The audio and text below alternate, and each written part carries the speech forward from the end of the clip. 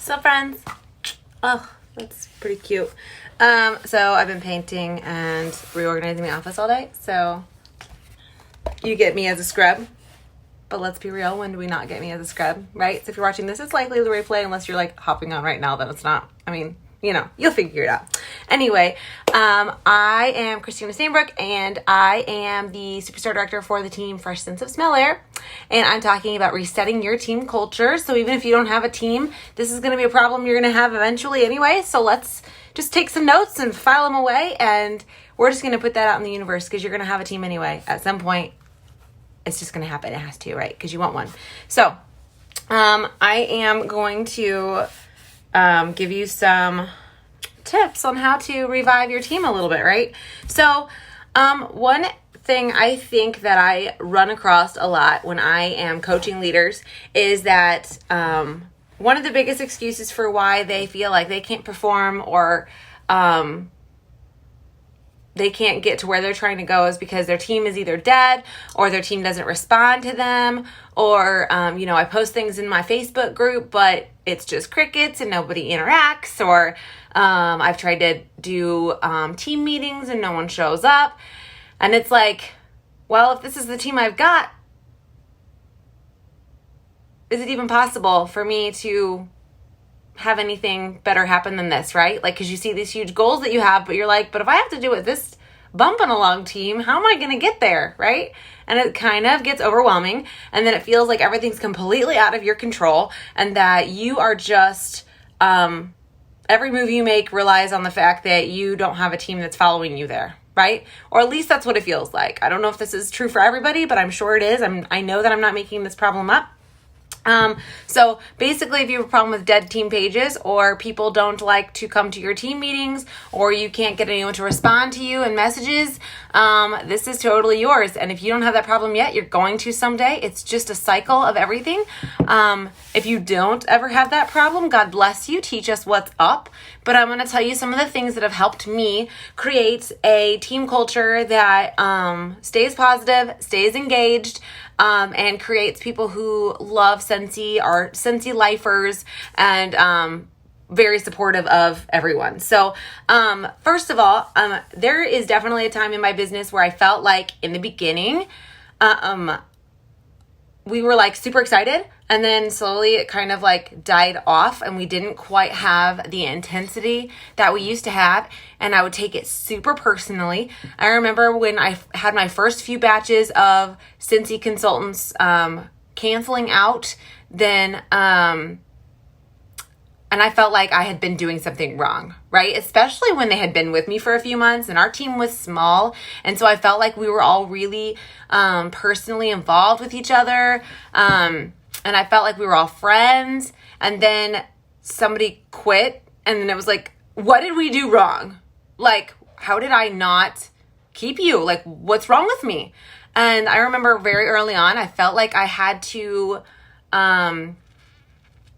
number one, get a little thicker skin and not take everything personally. That's not part of this chat, but like that was my first thing I had to start doing, which is extremely hard for me as an Enneagram 9. I take everything personally.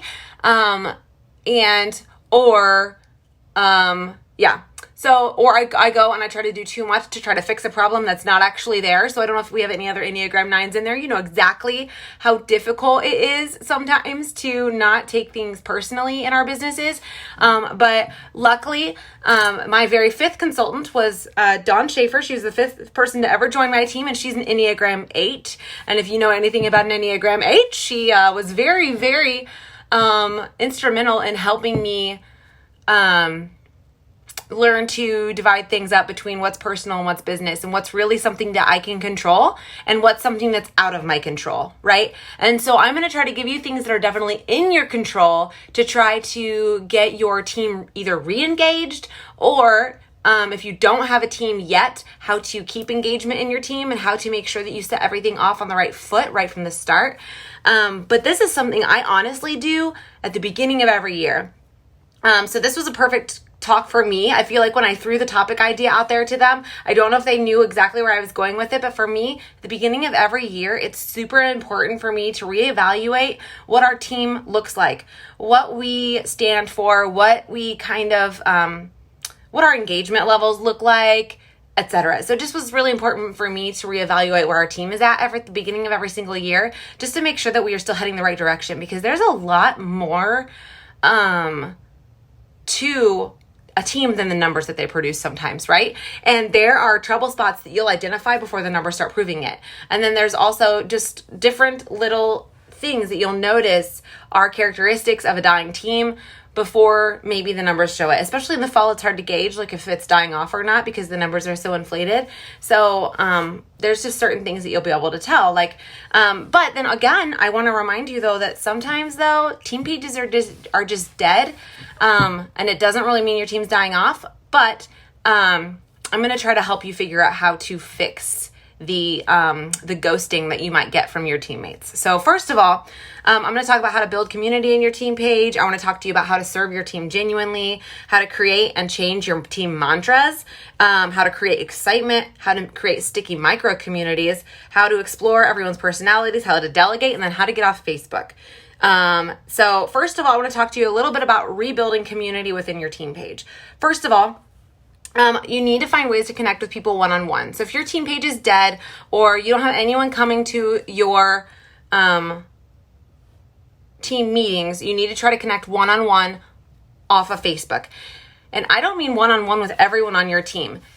At some point, you're going to realize that you're not going to keep everyone, you're not going to save everyone, and not everyone's going to like you, and not everyone wants any attention from you. They don't want you. This is an independent consulting business, and I think the hardest thing for me to learn was that I'm not needed by everyone.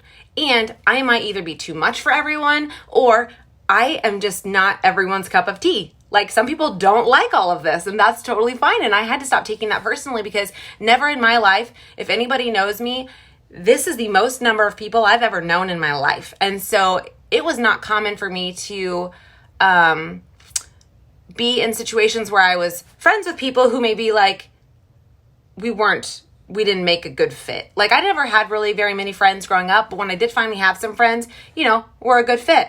I've never been around as many people though in my life before where I didn't either get to choose these people, right? Because we don't always get to choose who's on our team, which makes it really, really difficult. We can't always choose who's on our team, and we can't always choose who people on our team are sponsoring, because everyone can buy a $99 starter kit. And so when we have to try to find out how to navigate all of these different personalities and how to figure out who we are and how to realize if something's really wrong with us, or if it's wrong with our culture, or if it's just a really bad batch of cookies that just burnt in the oven, like, we just don't know what the issue is here. And so we need to learn how to get off of Facebook and build one-on-one relationships, but we also need to learn when it's time to let go of certain people. Because what you're going to do is, after I say build one-on-one relationships, you're going to be like, oh, I've tried, everyone ignores my messages. Okay, then just let them ignore your messages. But I can guarantee you it's not everyone, right? You probably have your 1 or 2 or your 3, even if it's of 90, 1 or 2 or 3 that are at least engaged. They answer you when you talk to them. They're interested in learning more. They want to do more with their business.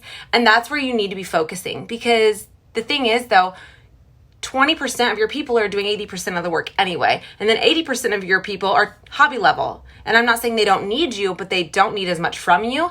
And sometimes they don't want to hear from you because they just want to sell a little bit of wax and warmers, and they want to be able to buy new shoes once every 3 months. And that is it's a perfectly good way to run a Scentsy business. And I think we forget that, like, it's okay if people don't want to build it huge. We know the benefits of building it huge, right? But it's okay if not everyone wants to, and we don't need to be pushing those people because there's really no reason to, right? So we need to make sure we're focusing on the right people, and we're not trying to focus a little bit on everyone. We need to focus a lot of it on the right people. So the people that do want to engage with you, focus on them. You're not being a turd by ignoring everyone else. You're not even really ignoring them, but you need to put all of your efforts where they're wanted and where they're needed and where they're going to be the most effective. And when you are focusing on your top 20%, the people who are showing you by numbers that they're performing and that they're listening to what you have to say, and you focus there, that's where your exponential growth is going to start happening. That's where your culture is going to shift. That's where the attitudes are going to change. And that's where your future leaders are going to emerge from. So that is where most of your energy needs to be anyway. So it's okay if you post something in your Facebook group and nobody likes it or pays any attention to it, if you are still engaged with those 3 people on a personal level, because that's all there is to it. I mean, as long as you know who your rock stars are, you're engaging with them, you're showing up for them, and you are helping build them into leaders, then the rest of it is a necessary part of your business, but it's not the meat and potatoes of your business. We absolutely need hobby level people in this business. We totally want to make sure that they feel valued and loved, but post in your team page once in a while. They probably see it, and it's okay if they don't like it or comment on it. You did your part. You posted in there. You sent an email once in a while. You checked in once a quarter. Like, it's fine. But you need to be focusing on your rock stars. Don't gauge your effectiveness as a leader by what your team page is doing. But if it's to the point where your team page is just bothering you and you can't let it go and you cannot figure out how to let it go and it's going to bother you until you get some more engagement, I've got tips for that too, okay? So another thing you have to make sure you're doing is you need to make sure that you don't lead in a way that makes people think they owe you something. And that is a really fine line, because when so much of what we do in Scentsy, as far as our paychecks, trip earning, anything that requires us to be paid at title, it is extremely difficult to motivate people with the proper intention, right? Like, a lot of times we see people as numbers and we don't mean to, but we get so caught up in the fact that maybe we are, like me, 750 sponsoring points away from earning level 3. Got all the points there, minus those little guys, right? And it's so difficult to not see that and panic and start looking at your teammates as numbers and trying to be like, hey, so what are you gonna do? Whatever. Like, I've had people on my team who have accidentally had their top leaders quit because either they weren't getting paid at title and it was causing them not to get paid at title. Like, it was a compounding effect of people not getting paid at title. And then this person felt bad because they knew that they were keeping their sponsor from certain things or getting trip points. And then they took a lot of that guilt and shame on themselves because their sponsor maybe didn't mean to, but totally made sure that that person knew that the fact that they weren't performing was causing them to not be able to earn trips or get paid the right way. And the funny thing is, though, it's not that trip points are meant to discipline people, or the compensation plan isn't meant to punish or discipline people who aren't performing at their levels. Both of those are meant to highlight weak spots in your business. And if you see it as a punishment, you're going to start punishing people in return. And you're not going to mean to, but you're going to start punishing people for not getting paid at title, for not doing what you thought they should be doing. You'd be putting expectations on people that they never put on themselves. And that you're going to get in this cycle of where everyone feels like they're being disciplined, punished for not either meeting your standards or Scentsy standards, or standards for themselves that they didn't even set, but you did on them, right? And the thing is, nobody is going to be motivated by what you want them to do. They're only going to be motivated by what they need out of their own businesses. And you know what? If you have a director on your team who's not getting paid at title but doesn't give a crap if they are or not, you're not going to be able to make that person do it. If you have any team members who just aren't performing at a level that you think they should be able to be performing at, they're still not going to do it based on what you want them to do. And when you make anyone feel like they are a number, or like they owe you something because you're not getting director numbers this month because they weren't performing, they're going to feel that so deep.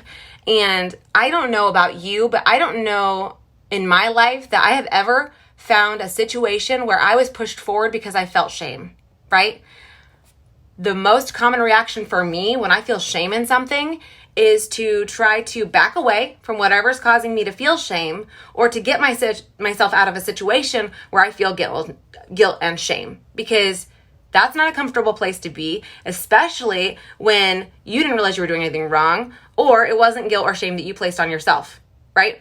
So we have to make sure that as we are leading our teams, we are extremely careful about our intentions when we lead them. It's okay to know that you're this many points away from earning this, but it's not okay to lead with that, right? You want to make sure that at the end of the day, if you never get those sponsoring points, but you helped this person change their business to push forward towards a different goal that they had, to reach a title that maybe you don't get any incentive for, or even to start mentoring second and third generation people on your team that you don't get any sort of an incentive for, but you know that in the long term it's going to build something that will eventually incentivize you, but you're helping them because they need your help, not because you need them right now. Does that make sense? And as long as we're focusing in the right areas, your team's going to respond better. When they know that in your heart, you're helping them to be helping them, and that what they do, and if they show up, it's not going to deeply affect you, that you are literally there in service to them and not because you need something out of them, you're going to find that people are going to respond a lot more.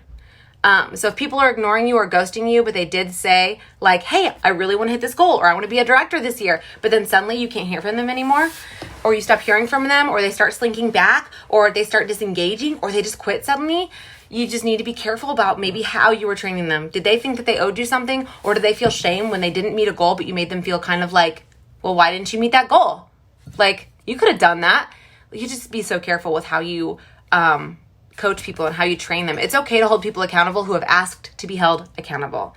It is not okay to enter accountability relationships where the other person did not want you to be there, because that is when it sounds like you are being bossy, and that's when you are putting shame on people when they didn't actually tell you what what they wanted out of this.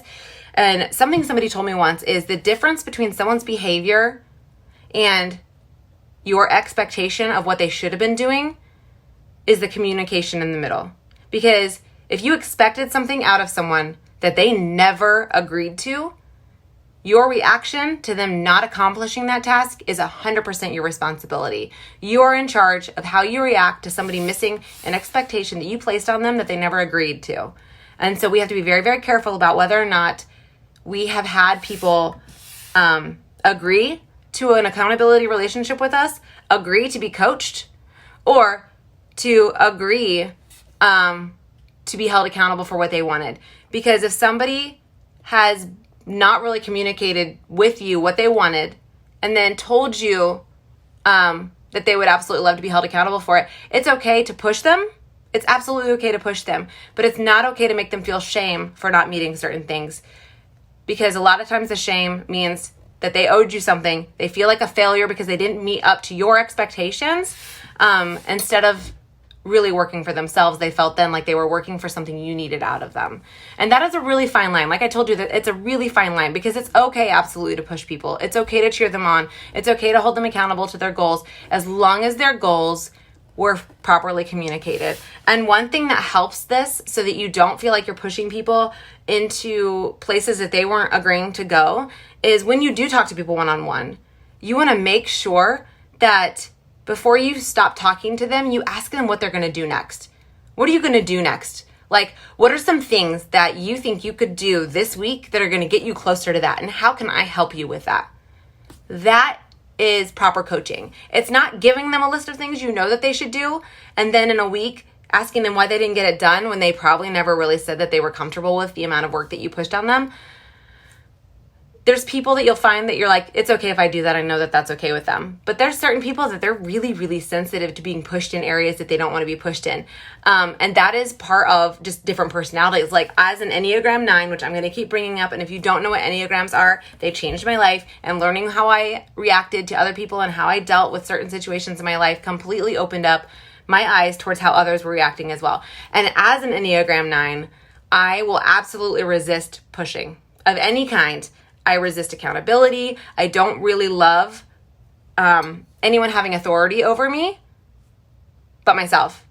And so I prefer to make sure that I'm in control of myself and that nobody's making me feel bad about not performing for them, because the quickest way for me to shut down is for me to feel like I'm doing something for someone else's gain. So that's a tangent, but that's because that's personally extremely true for me. And if there's only 9 Enneagrams, 1 in 9 people on your team are going to feel exactly that way. So just be careful with how you're engaging with people. And maybe you're like, well, I don't know how to engage with them. I don't really know their personality that well. Ask them to take an Enneagram test, or ask them if they've ever, done one like that. Take a love languages test. Ask them for a personality test. Like, hey, on the Myers-Briggs, what are you? Find ways to get a scalable way to measure their personality, especially with Enneagram. It's so huge because it teaches you how people react in so many different situations, how people react when they're under stress, how people react when they feel loved, how they react when they're healthy, when they're unhealthy. It's just such a cool way to be able to understand how to properly communicate with people on your team and who to know that you can push them. Like if you've got an Enneagram 3 girl, you can push them like crazy because they are their own worst critic. They're going to already want to be the best that they can be. They're going to absorb all of that motivational information. That's exactly who they are, and you're going to find those people as well. But you just have to be careful because a lot of people on your team are not going to want that from you, especially if they're hobby level consultants. And another thing is, if you don't actually know what's going on in their personal life, and then you come towards them with some accountability work that they didn't ask for during a time where maybe they weren't being they weren't sharing some really huge information that was going on in their life, and then you come at them with an impersonal push towards some accountability that they never agreed to, you're going to shut them down because they're going to feel like, wow, you didn't even know that I was dealing with something major in my life right now. You had no idea that, I had to put my dog down last night. Did you not see my Facebook? So you just have to be really careful with some of that stuff and make sure that you're getting to know people as deeply as possible, especially when they are people that you are in coaching relationships with, like your top 20%. So you want to focus on your top 20% because your other 80%, they know where to find you. So like I said, get off Facebook, work on some one-on-ones, find ways to meet your locals up at Starbucks, etc., one-on-one if you can. Also, if you think that nobody's coming to your meetings, maybe they don't want a meeting. Maybe they just want to hang out, go bowling, go to the movies, things like that. Anyway, so what time is it? Cool. I've got 7 minutes. I'm going to try to rush through this. So serve them genuinely. We already talked about that, how to serve them from a place that was meant to benefit them, not you. And then also creating and changing mantras. I don't know if you guys have like a team motto or something that your team clings to, as in that's just how we do it here. Like some things on our team, we have a no tolerance policy for complaining. Those posts just get deleted. Same thing with comments that are complaining or they're mean or they're spiteful. They just get deleted. We don't even have to tell you why. That's just what we do. And it's in our rules. That's just how we do it because it creates a safe place for people to be when they know that they're not going to be allowed to be attacked for anything.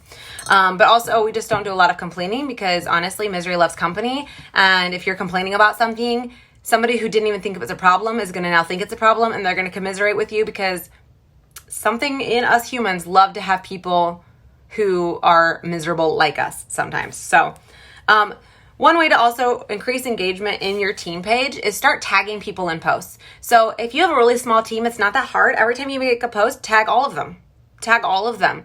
And then ask them a question. So every time that you make a post, make sure that at the end you ask some sort of an engagement question. Be like, what's your favorite X? Or just find a way to make sure that they have to respond, or they'll feel bad if they don't because they're the only one that didn't. Tag them in posts, especially when your team is small. Start tagging them in everything. Also, highlight good behavior you see. Don't make all of your shout outs on your team page based on numbers.